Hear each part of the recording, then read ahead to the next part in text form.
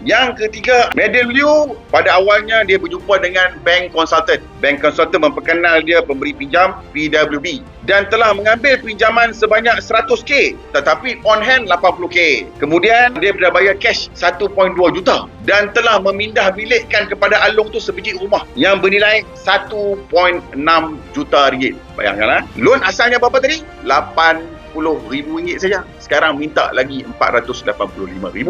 Dah itu apa berlaku? Along ni pergi filekan di sitos senarai hitamkan. Apa yang terbaru adalah datang ganggu tempat dia berniaga. Pinjaman wang nak dekat bank. Jadi bank cakap, oh dia semua okey. Dia cakap, tapi mau tunggu SMB tu memang lama lah. 3 bulan sampai 6 bulan. Saya ada outsource-nya, ada P2P boleh.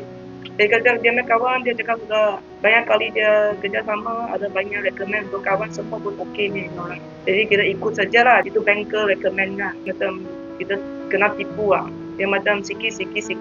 Dia macam you punya wang tak cukup macam mesti ada banyak orang tu. Untuk you satu lubang tutup satu lubang macam. Sampai kita tak boleh bayar kan. Dia kacau rumah, saya punya kedai, dia pergi kacau. Biasa orang cakap hutang bayar je, hutang bayar.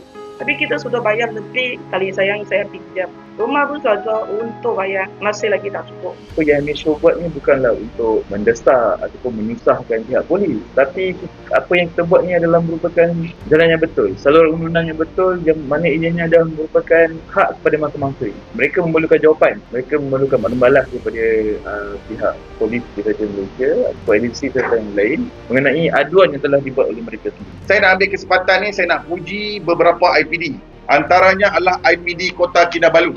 Saya nak mengucapkan syabas dan tahniah kepada Ketua Polis Daerah IPD Kota Kinabalu. Kita mempunyai rekod yang baik. Apa saja laporan yang kita buat mengenai Along, cepat tindakan dia kan. Dia buka IP dengan cepat, tangkapan pun cepat. Kita puji. Yang kedua, kita nak ucapkan syabas kepada Ibu Pejabat Polis Daerah Johor Bahru Selatan. Ini pun salah satunya yang buka kertas siasatan, pantas. Jadi kita harap teruskan lagi usaha, bantu lagi. Tanpa polis bagaimana dapat membantu rakyat? Kita tepuk lagi sekali lagi.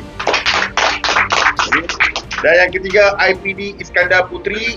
Dan kita ucap terima kasih kepada ACP Kumarasan. Kita beri tepukan kepada dia. Jadi setiap kali sidang media kita lepas ni, kalau ada berkaitan dengan Along, kita nak be fair. Yang mana yang tak okey, kita akan cakap betul-betul tak okey. Yang mana yang okey lepas ni, kita nak publish muka OCPD sekali. Nak ucapkan tahniah dan kalau boleh kita nak tulis surat penghargaan kepada IGP terhadap usaha yang baik, efektif terhadap OCPD memantau ketua jabatan dan memantau dia punya pegawai penyiasat.